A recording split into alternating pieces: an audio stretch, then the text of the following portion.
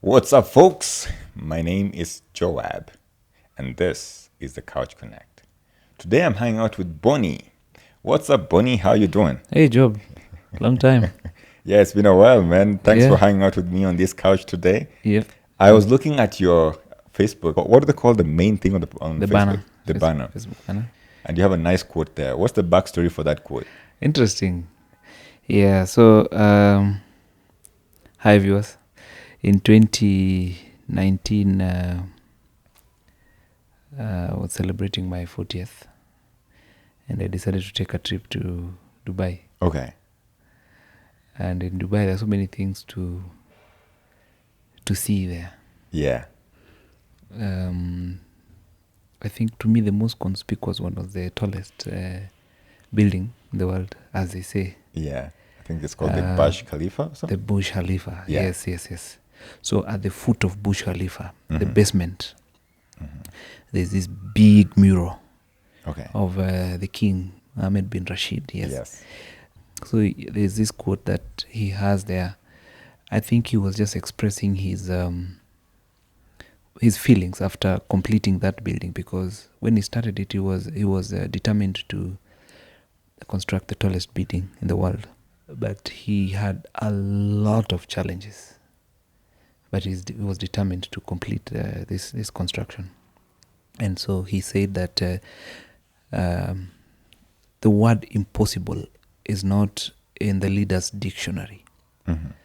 That as long as you're focused and you have resolve and focus, that defeats it all. So as a leader, you can't say this is impossible.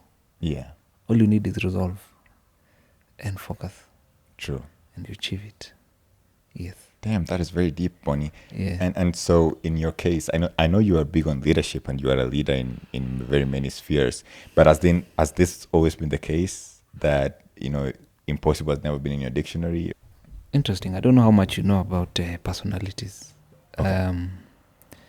The sanguine, melancholy, phlegmatic, and choleric. Usually you and I, we have one particular personality that is stronger than the other. Yeah. So you can't get someone who is 100% choleric or 100% phlegmatic. Yes. So I combine two. I combine choleric and sanguine. Sanguine is this person who does not keep things in their heart. You have an altercation in the morning, in the evening, they have already forgotten, they have moved on to something else. Yes. And they appear to be, actually most comedians are sanguines. Okay. I mean, wherever they are, you laugh, whatever they do. So I have some percentage of sanguine. Yeah. But the most strong one that I have, the personality, is called choleric. Okay. A choleric is someone who believes that something has to be done, Yes. no matter what. So I think I share that personality with that king. I did not have that quotation before meeting him through that quotation. Yes. But personally, I believe that if something has to be done, just do it. So you always do things. I always do things, and somehow I get disappointed when I don't achieve what I'm supposed to achieve. Yeah.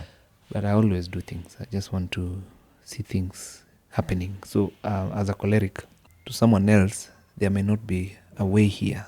There is a wall. But to a choleric, if that is the road that you guys have to pass, you will find a way of going through that wall. But Yes. you'll have to pass there. So that's You either go through it or go through it. Over it. But just but Or you have even to go around or it. even- but you have to go.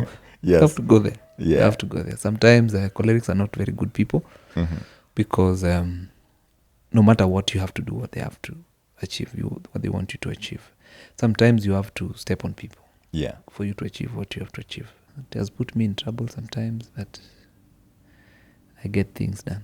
I know that you've been a leader in many aspects and many spheres, and there's a bunch of things that you're trying out. So I know that tomorrow you have this initiative that is going on. So let's talk about that a little. Tomorrow is actually International Menstrual Hygiene Day, Okay.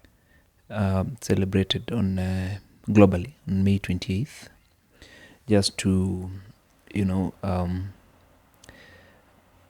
create awareness of on menstrual hygiene. Yes. As you know, that this is part of our system. This is part of our life, especially our ladies. There are those who are fortunate enough to have exposure. Yes. Early enough in school, they are taught how to take care of themselves during menstruation. But you won't believe it that in this day and age, we still have girls who have never seen a sanitary towel. Wow. Yeah. They have never seen, not because of their making, but because of where life has put them. Yeah. Last week I was in a place called Silali in Baringo County. Yes. This is where Baringo County is very big. It's very, very big. And we have different tribes there. We have the Tugans, we have the Pokot who live in Baringo. The road network is good up to about 120 kilometers. Then now we don't have very good road infrastructure. In fact, we don't have road infrastructure. We have Maram Road. Yeah. Hardly motorable, but that's the road that is there. So from the tarmac to where we were, we have a project there. We only saw one school. Okay. A distance of about 80 kilometers. So let me take you back a little bit. So that distance, how long does it take you from Nairobi to Baringo? Okay, so from Nairobi to... Or where you are? Okay. Okay, so from Nairobi to Nakuru is about 2 hours, then another 1 hour, so about 3.5 hours to the tarmac, to the junction now where we branch to the project location, and then you do 80 kilometers. That 80 kilometers took us 3 hours. Okay, to give perspective, yes. Yes, so it's 3 hours from tarmac to the project location, because of the terrain. It's 80 kilometers. I mean, it should take an hour, but it took us 3 hours. Yeah.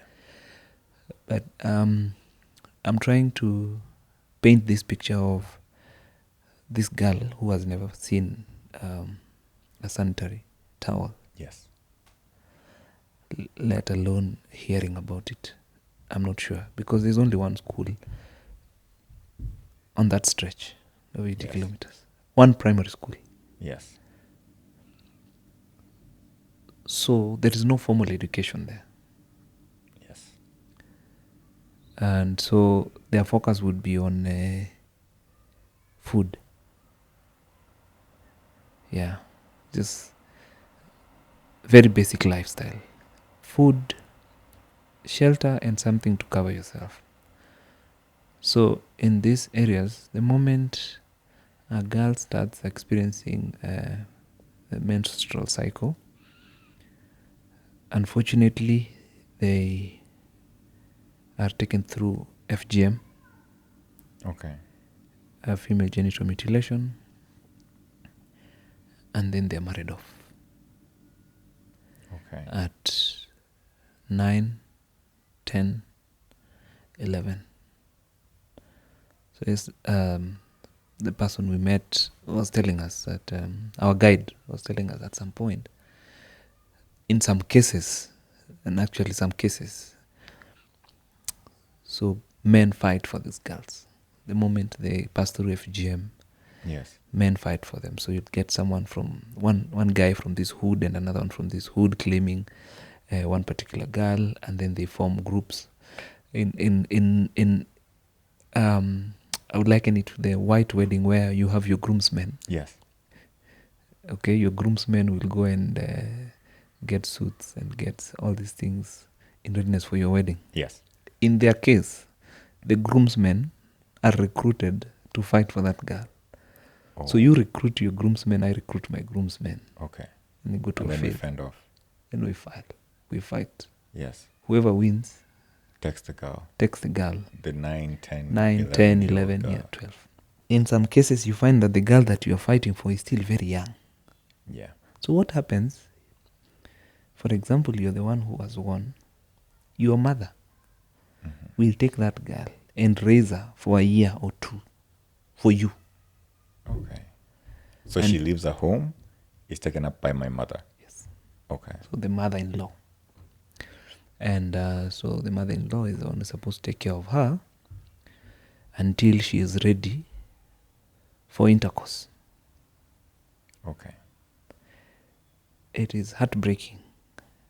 And it's happening today. I'm talking about last week, less than a week. And it's unfortunate. We don't work in Baringo per se, but I had a private project that I was managing there. Yes. So now, in coming back now to your question about tomorrow's event, Yeah. it is the same in Kajiado where we work now. Okay. And so when I moved to Kajiado, after COVID, we set up our offices there. When we were moving from Nairobi City to those safe places where we don't have a lot of people, that's where we settled, and that's where we opened our offices. And living with that community, we realized that they may not be facing the same problems, the same magnitude as Baringo people. Yeah. But they also have their own challenges. Yes. Where FGM is still very rampant. Okay. In Kajiado. I'm someone who likes getting to know my community, my surrounding, and all that. So in Kajiado, trying to find out how things are, and I want to get involved in the community development, we realized that there was a gap. The gap here is awareness. Yeah. No one wants to talk about it. Mm-hmm. In that community, it's a bit patriarchal, where men have say than women. And when you talk about the awareness here, the awareness is being aware of the challenges that these women are going through. Yes, and also letting the whole world know what is happening there. Okay. You see, before going to work there, I didn't know what was happening there. Yeah. You just assume things. But when you live in the community, interacting with the leadership and some of the organizations working in that community, we decided to take part in supporting the community. And in our case, we are using our strength. Yeah. We are a creative agency. We do things to do with web development, graphic design, photography, videography. Yes. Coding and all that, and a lot of marketing. So we said that we will use our company to amplify the voice of the weak girls and women in this area. Yeah. Having seen what was happening, and together with my team in the office, we established a community-based organization known as Dada Digital Initiative. Okay. Dada is a sister in Swahili. Okay. Yeah. And so Dada Digital was just focusing on accelerated learning, something like we want to bring them up to speed. Yeah. So this is what happens in Kajiado. Very interesting. Mm-hmm. As I mentioned earlier, they still practice FGM. And let me get perspective. How far is Kajiado from Nairobi? Okay. The border starts from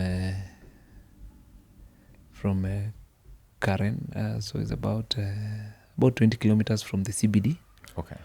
The border starts from there, but Kajiado is very big. I mean, it's very big. It goes all the way. It borders Tanzania. Okay.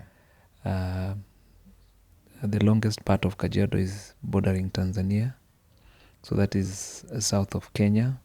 and then it goes all the way to Narok. It borders Masai Mara the other side. Okay. And then it borders Kikuyu, Kiambu County on this other side, and Nairobi County. Okay. Yeah, so but where we're talking about is in Kajiado West now. Kajiado West is about 50 kilometers from the CBD. Okay. About 50 kilometers from the CBD. Which is about an hour? Yes. Okay. About an hour drive from the CBD. Which tells me that, this is happening very close to the CBD. All this, lack of awareness of what's going on with the ladies there is very close to the city. Yes. Okay. It is very close to the city. Not to say that there are no towns around near that place. There are towns there. Yeah. Having seen the need, we said that no, we can't keep quiet. We are working in this community and we can't keep quiet, so we need to do something. And then so we came together and presented our proposal to the leadership there. Mm-hmm. There is an officer in charge of gender from the national government. She's the gender director of the Kajiado County. She sits in Kajiado Town. That's about, Kajiado Town is about 150 kilometers from Nairobi. Okay. The headquarters. Mm-hmm. So we told her this is what we want to do. We want to help. Yeah. You guys are doing good things, but no one knows. Or no one knows what kind of help you need. Yeah. So we are using our platforms, Mm-hmm. social media platforms to just create awareness, talk about general issues, gender-based violence, FGM, and teenage pregnancy, and all that. So, so this is what happens in Kajiado, and and some other parts of the country, maybe Narok. So as they still practice FGM, once a girl has gone through FGM, they're ready for marriage. Okay. And it's so rampant. By the way, FGM is illegal in this country. By law? By law. It is illegal. But they still practice it. Okay. They practice it in such a way that, okay, they have made the system to look like if you don't go through it, you'll be an outcast. Mm-hmm. Your father will disown you, and no man will marry you. So that one is taught to a girl from a very young age. So it's something they look forward to. Mm-hmm. Those who are not well enlightened, those who don't get a chance to go to school. But we also have cases where they go to school, but they still sneak to go and go through this practice. Yeah. And then once they have gone through that, they are told that now you are a woman. So you are now ready for what? For marriage. Those who have an opportunity to go to school, some of them refuse, some of them will run away. But the way the place is designed, the terrain, and you can't run away. I mean, at that age, you are a small baby, unless you are assisted by a neighbor or local authority leaders or police. Mm-hmm. Really, your chances of escaping are very minimal, very low. So, then they're married off. They're married off at 12, 13. We still have men there who don't value education. They value cows more than education. So, marrying you off means that he will get more cows. Okay. And cows here are equated to wealth. Yes. The more you have, the more wealthy you are. And the more respected you are in the community. Okay. If you don't have cows, no one even wants to talk to you. And they cannot survive without cows. From the cows, they get their livelihood. Like they sell them, and so on. So you get that a good number of girls are married off at a very young age. Yeah. And then at so for example, you get married off at 14, 15. By the time you reach 22, you have 3 kids. By the time you reach 25, you have 5 kids. And you are considered old. Oh. And he goes for another. At 25, in my understanding, that's when a woman has matured properly, and Now I know. So you're considered old at this point. Yes. Now he's going to look for a younger one. Another 13-year-old. Yes. So at 25, you've already been condemned old. Yeah. You're a mother of 3, mother of 5. At 25. This country categorizes youth between as someone between 18 and 35.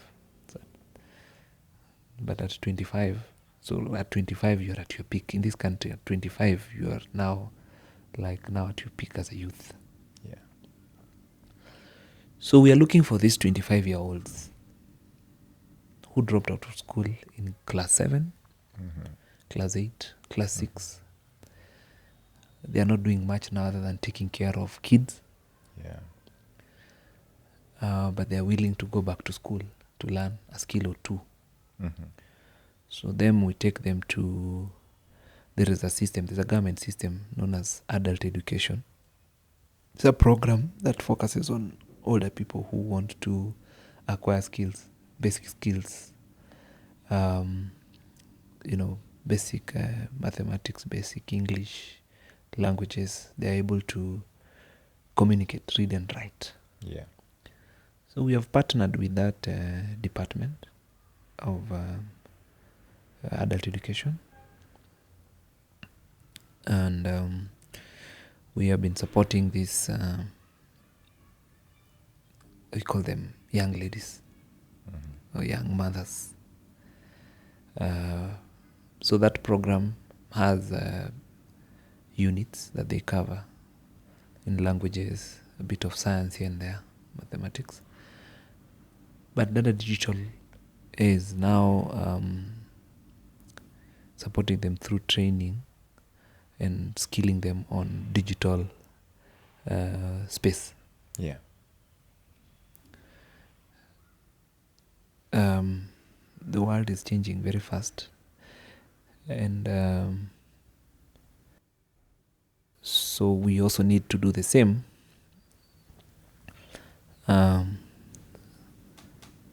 By making sure that we are, at least we are not left behind.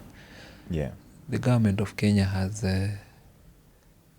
come up with a policy of digitizing all government services, all citizen services. Yes. That you may need. So the government has already onboarded quite a number of these services on board. These people who live not so far from the CBD also need to access those services. Yes. So number one, they first need to know how to read and write. Most of these services are in English. Okay, and if they try, maybe Swahili. Yes. But when you go down there, they don't speak English, they don't speak Swahili. They speak Kimasai. Yeah, which is their local dialect. Yeah, their local dialect, yes. So they can't, it means that they are disadvantaged. Yeah. From their basic right of accessing government services. A simple thing like getting your national ID. You need to go online and apply. Yeah. On the government portal and make payments. I know because government is trying to do this at one go, it's not rolling it out bit by bit. The government, this is a new government, not really new, but yeah, it came to power in 2022. But already they have onboarded so many services online. Yeah. Yeah, like when you have a baby and you need to apply for a birth certificate, you have to do it online. Yeah. You get.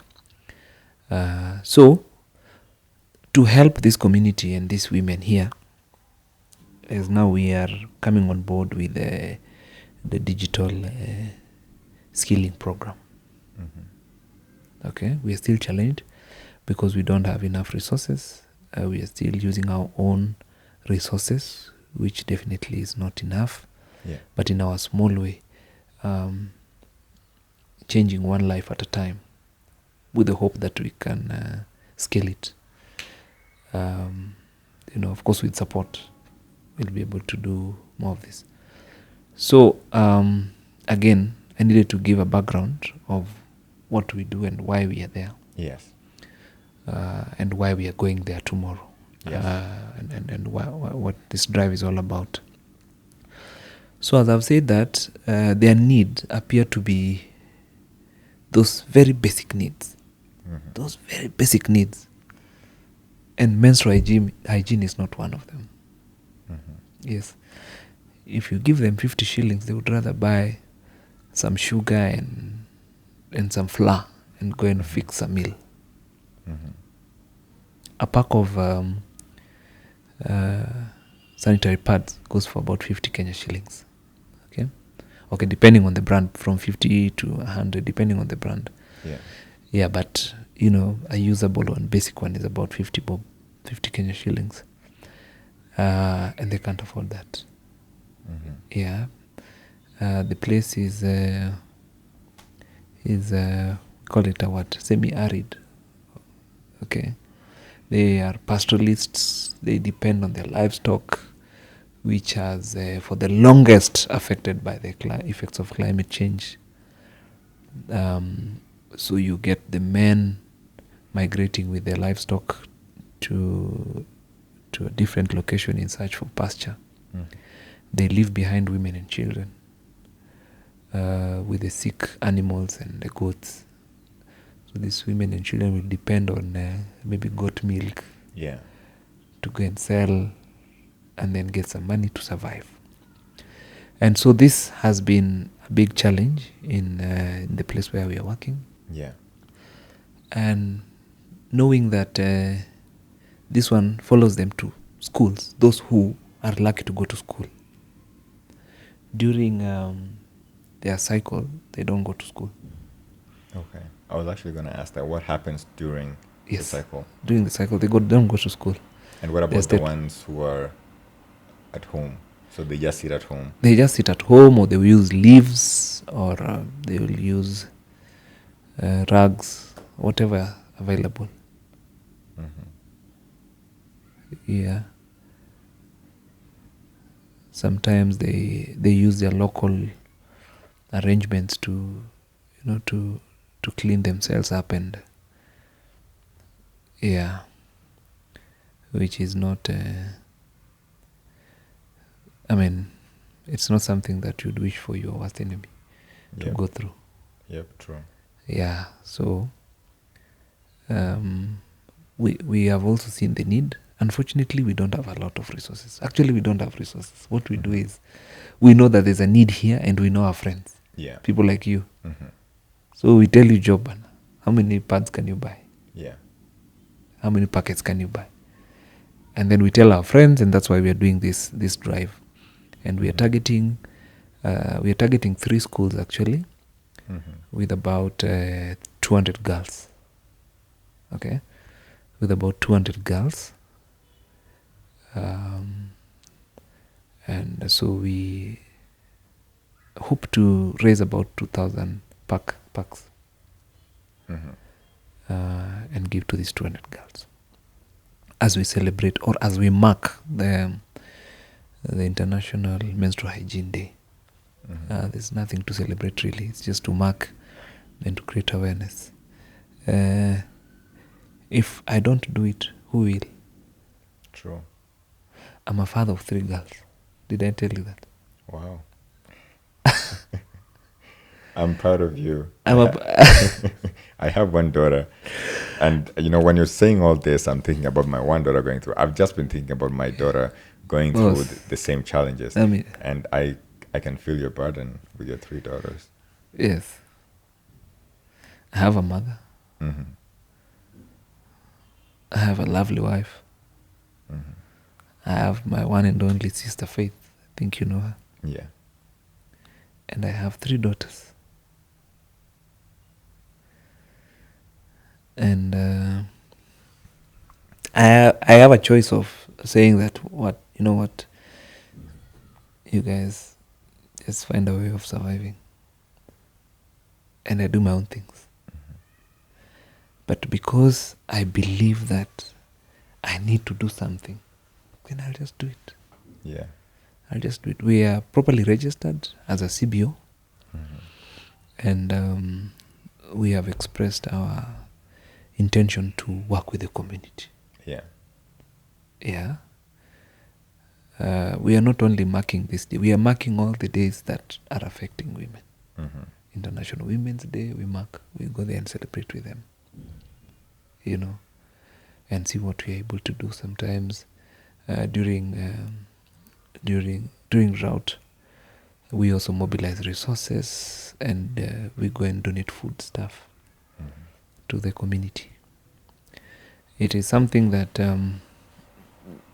once I finish doing, I feel like I've done something positive. It has its own challenges. Like even right now, we have not even reached 50% of our budget. But whatever we're able to get is what we will take. Yeah. We have a target, and we put the word out there. We mobilize. We talk to our friends. And what we are able to get is what we donate. Yeah. Yeah. So ours is to try and just meet them at their points of need. We are not trying to, and I need to be very clear on this, we are not trying to try and influence them to change their culture or their way of life. Yeah. But we know what happens when one is not conscious of their menstrual hygiene. Yeah. Yeah. So we just need to create awareness. People live in the cities, they don't even know what is happening out there. True. Okay, so I believe that it is my work, since I have that capacity to tell you and to tell everyone else that, look, yes, you might be comfortable in your space, but someone else needs you. Yeah. So that's why we are going to Magadi Ward. Magadi Ward is about 140 kilometers from Nairobi, to a school known as Naserian Primary School. And then they have 2 neighboring schools who will be joining them. Yeah, so we have good friends who have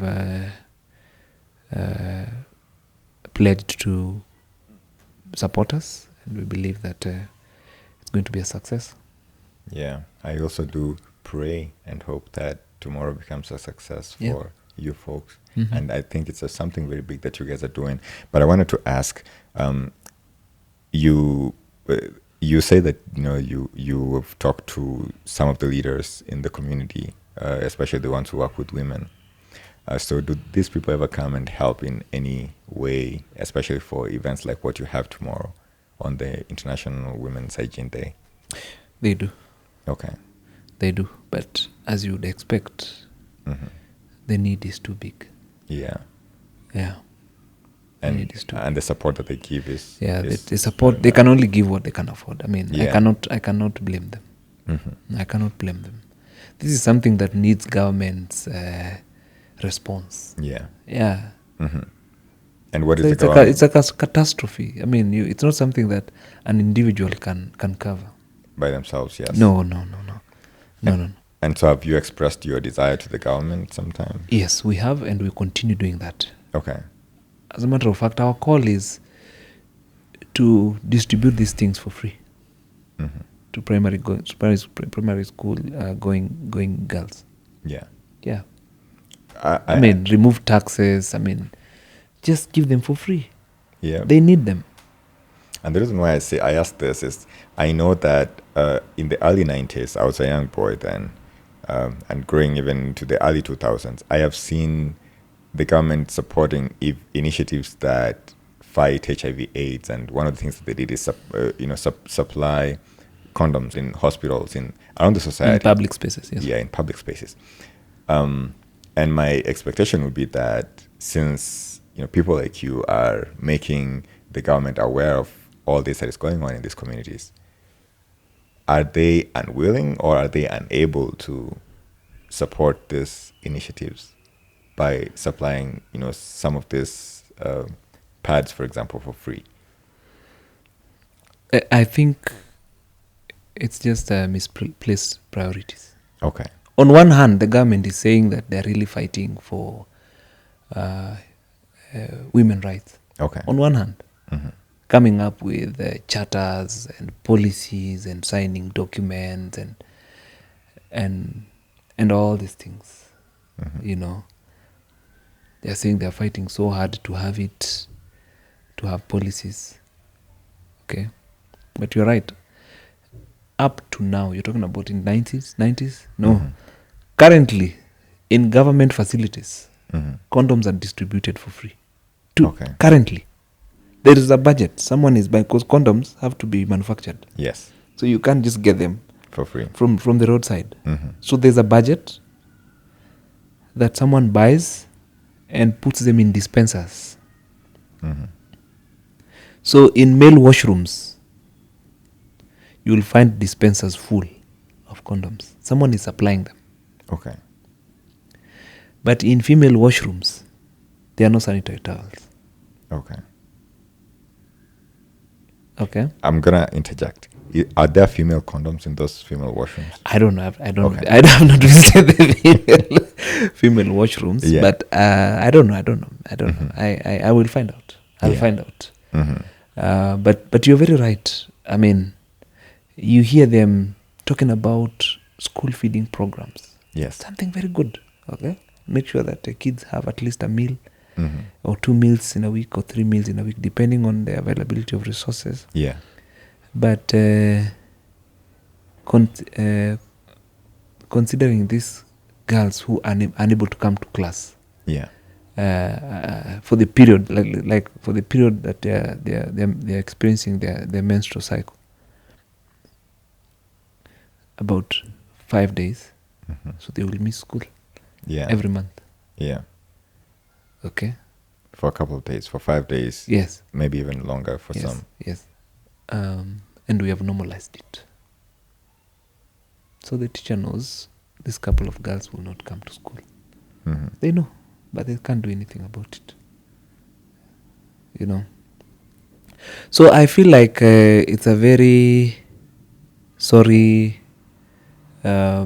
state of affairs Yes. that we need to seriously, talk about. Mm-hmm. Yeah. I need more men like me to come out and talk about it. Yeah. Fathers to girls, Mm-hmm. brothers to sisters. Come out and talk about it. Sons to mothers, which is Sons to basically mothers. every man. Husbands to wives. Yes. Yes. Why are we comfortable? How many of us men ask our sisters what they're going through during menstrual cycle? How many of us men ask our sisters? It's probably even considered a taboo in some societies. Why? You don't even want to talk about it, but Yeah. they're struggling. Mm-hmm. Okay. Some of them are very painful. During that time, they are very painful. They have to manage pains using painkillers and so on. Yeah. How about that girl in Masai land, Mm-hmm. in those manyatas? So they will be married off very quickly so that they are not a burden to the family. Yeah. Yeah. I don't know how much we can do, but the little that we are able to do is what we're going to do. Mm-hmm. But we won't sit down and say that I don't have resources. Yeah. I know Job. I know someone else. I know John. I know James. I know Mercy. I know people. And these are the people I'm targeting. Yeah. Just spare 100 shillings. Those are 2 packs. Or Mhm. 1 pack. Mm-hmm.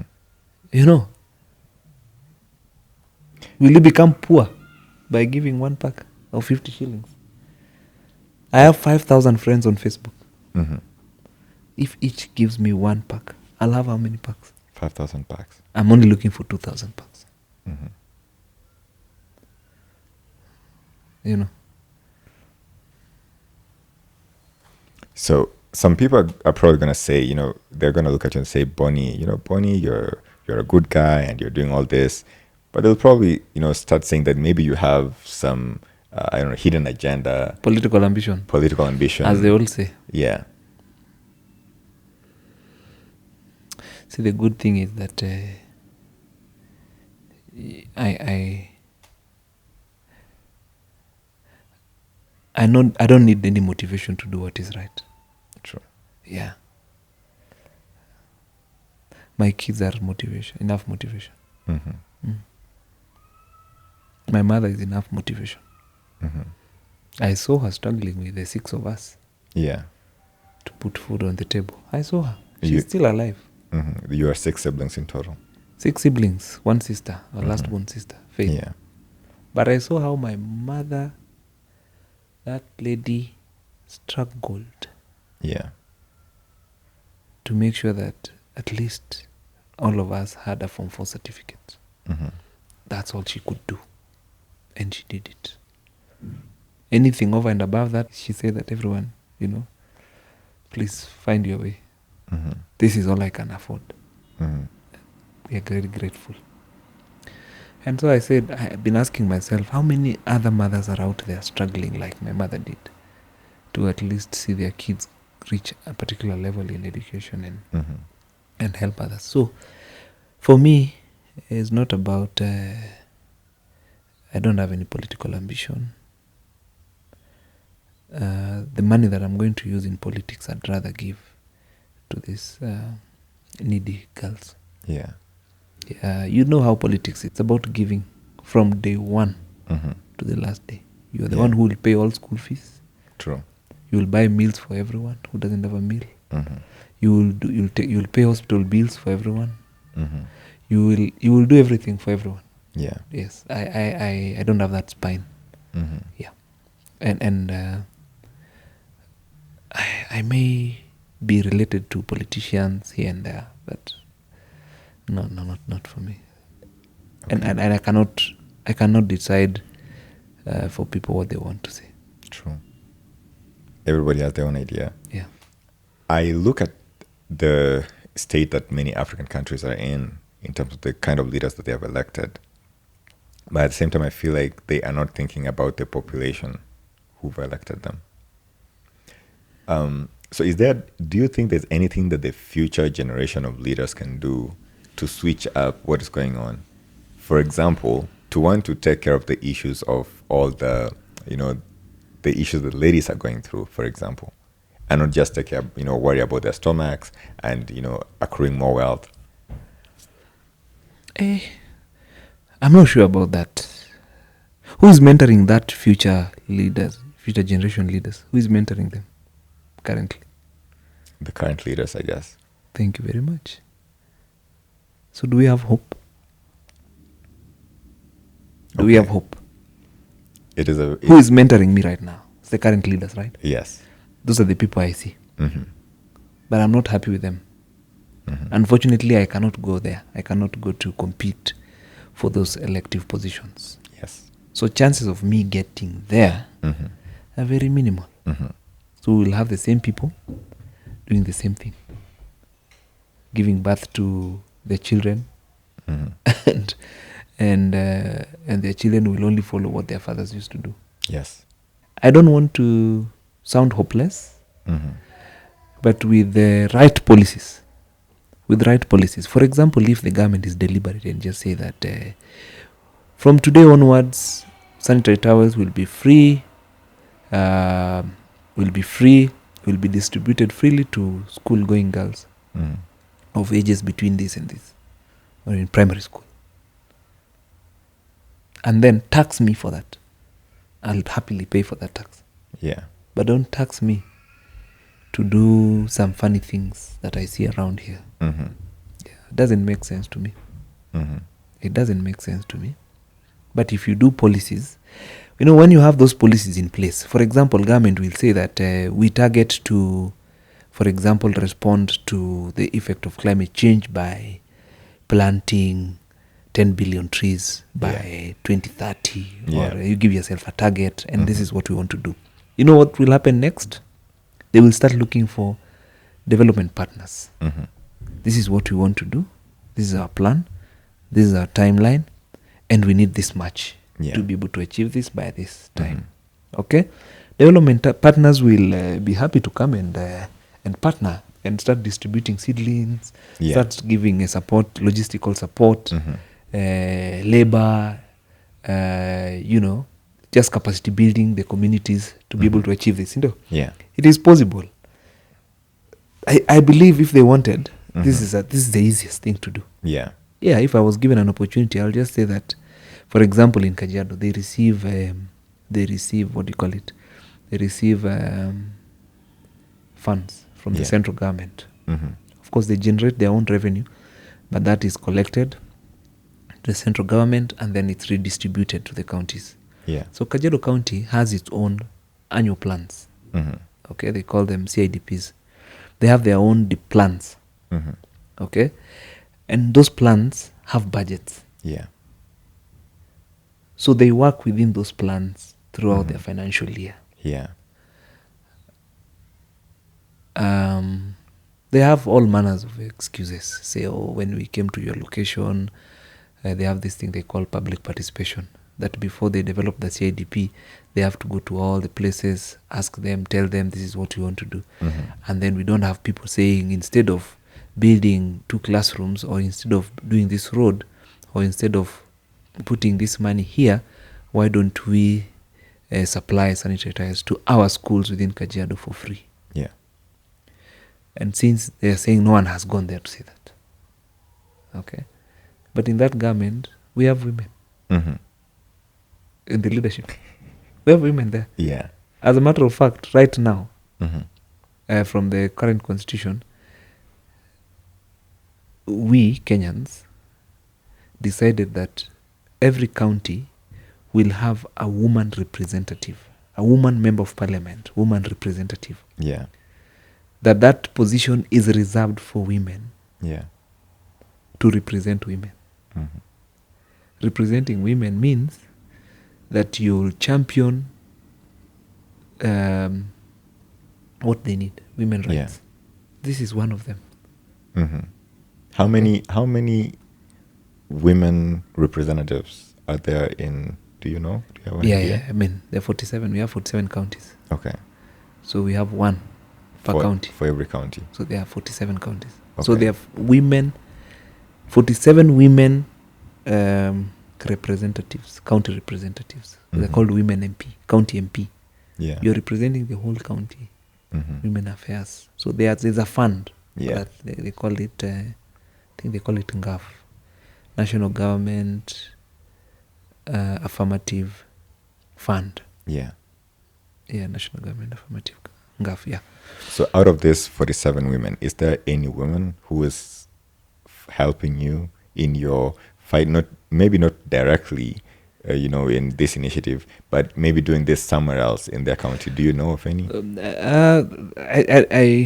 I don't hold brief for them. Okay. But of course, we are seeing some who are vocal about it. Yeah. There is a particular special elected senator in the Senate. Yeah. Who has this as her main agenda. Yeah, she's called Honorable Senator Gloria. Yeah. Gloria Roba. She's doing a marvelous job in Senate, trying to create awareness, and she's visible. Okay. We can see what she's doing. Yeah. Unfortunately, she's like a lone voice in the Senate. In the National Assembly, in the National Assembly is where we have 47. Yeah. But I maybe they're not loud enough. Maybe they're doing something, but they're really not loud enough. Yeah. I know that there are some policies and legislations that are being designed. Nothing in particular that I can talk about right now. But my hope and prayer is that someone will take an initiative. Yeah. And make sure that this policy passes. Because once it passes, then I will not be doing drives. Yeah. I know there are some wonderful ladies in Kajiado who are doing a great job of some of these initiatives like these drives. But again, as I said, due to limited resources, they are not able to do much. Yeah. My partner, Jackie, is doing a marvelous job in Kajiado, in the schools. And so many wonderful ladies there. But as I've said, the voice is not loud enough. We need to do more. Okay. And let me also take this chance to thank you for hosting me. Because then this is the awareness I'm talking about. Yeah. By talking about it, someone else will learn about it. Yeah. And who knows? Maybe we'll get more Bonis. Maybe we'll get more Bonis. Or Maybe we'll we'll get get friends of Boni. Yeah. Maybe we'll get more dadas out there Yeah. wanting to support the drive. Yeah. So that, at least we carry one another. True. Mm-hmm. I was going to ask you this. So there may be someone seated somewhere looking at you and saying, man, aren't there enough women out there to fight for other women? Why is it that, Boni, who's a man, is the one, fighting for the women? Yeah, again, why do we want to leave them to fight for themselves? And these injustices, we are the ones who cause them. So you've seen that It is us. Yeah. It is us. We are the perpetrators. Yeah. As men. Yes. Has there been anybody who's been out to fight you outrightly? No. Okay. No. I've not encountered that because maybe because we are still very young also. The organization is still very, very young. Yeah. But why would one want to fight me? For what? To gain political mileage or something else? No. You see what we do, and my belief, even as we fight for these wonderful ladies, I don't rob Paul to pay Peter. Yeah. You understand? This is what I mean. I don't want to take your right as a man, okay? Or interfere with your right as a man. What I'm saying is, this wonderful lady, be it your wife or your daughter, needs this. Yeah. Okay? Maybe you don't have capacity to help her. Maybe you're also poor. You can't afford it. But it doesn't mean that she doesn't need it. Yeah. The fact that you cannot provide does not mean that she doesn't need it. She needs it. You and I know that she needs it. True. Even though they're surviving right now. But I have not done my research to establish the consequences of lack of menstrual hygiene. Yeah. But I want to believe that it's not something that is encouraging, exciting. True. You think about it for the 5 days. I mean, I've experienced some of my friends who are female, and I think what I've seen most of them going through is the pain, and we talked about that earlier.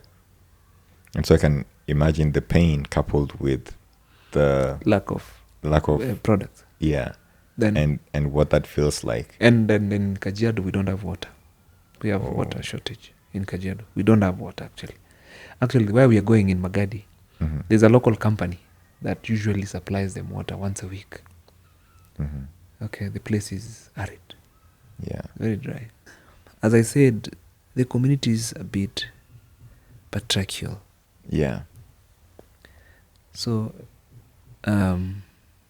what the men say goes. And again, it has been very difficult to work in that community. For you to do anything, you have to go to the men. Yeah. They have a council of elders. You have to go through the elders. If they don't allow you, you can't enter the community. And you will not empower those women. Okay. So when you are doing this and you're going to, for example, take the ladies to school, then do they allow you to take the ladies to school? Yes, we have to ask for permission. Okay. Yes. So you're taking their wives So we away go from there them. for awareness. Okay. And have them meeting. And their meeting is very funny. Men sit on this side and women sit on this side. They don't mingle. Okay. But we talk to all of them. Especially we take advantage of the meetings that are usually there, like barazas. We call them barazas. Yeah. So we take advantage of that, and so we tell them. We go with our girls who are educated, Yeah. our staff members, and we show them. Don't they look lovely? Yes. Their fathers decided to take them to school. Yeah. And do you want your daughters to be like this? They say yes. Yeah. We tell them there's only one avenue. They gotta go to school. They have to go to school. Yeah. When they go to school, they need this and this and this and this. Yeah. But because of the poverty there, these men think like this is too much. Yeah. So unless they get support from people like us, they won't bother. True. They won't bother. But you have to ask for permission. And you talk to them nicely, and then they see the need, and then they allow these women to come. And then, as long as you're not going to ask them for anything, you won't start asking them to pay school fees or what. Yeah. You give everything that they need. Yeah. And you befriend them. Just befriend them. Tell them, this is how they're going to help you, Once your wife is educated, she can run a business. Yeah. She will be able to count the money. She will be able to sell her products without a problem. Because right now, if you go to that place and you want to tip a lady there, a Maasai woman there, okay, through the mobile phone, you want to send them some money, they will give you their husband's numbers. Oh. Yes. Because they don't have phones. Because of so many reasons. Okay. Number one, maybe they don't have phones. Number two, maybe they are not allowed to carry phones. Okay. Okay. Or number three, maybe because the money belongs to the man. So they are not allowed to have the money. So there's a lot of back issues here. Yeah, so this is just one small aspect. Damn. There's quite a lot. It may be a very small aspect, but Boni, I believe that, this small leap that you're making is going to be, a very big step towards a future that is very bright for these ladies. And So I'm very proud of the work that you're doing. Thank you. Yeah, thanks for coming out and hanging out with us on this couch today. Thank you. And all the best in your event tomorrow. I hope that people show up and that you get enough sanitary towels to give these ladies. Yeah. Thank you very much. And thank you very much, I want to Boni. thank your audience for listening to our very, very, very long stories and Yeah. not very interesting encounters that we have experienced in this part of the world. Yeah, I'm gonna share your details in the description of this video so that folks who want to support can support this initiative. Yeah, that'll be great. Thank you very much, Boni. Thank you very much. Thanks, folks. This has been The Couch Connect, and I will see you soon on another episode. I've been hanging out with Boni today, so take care, everyone. Bye. Bye-bye.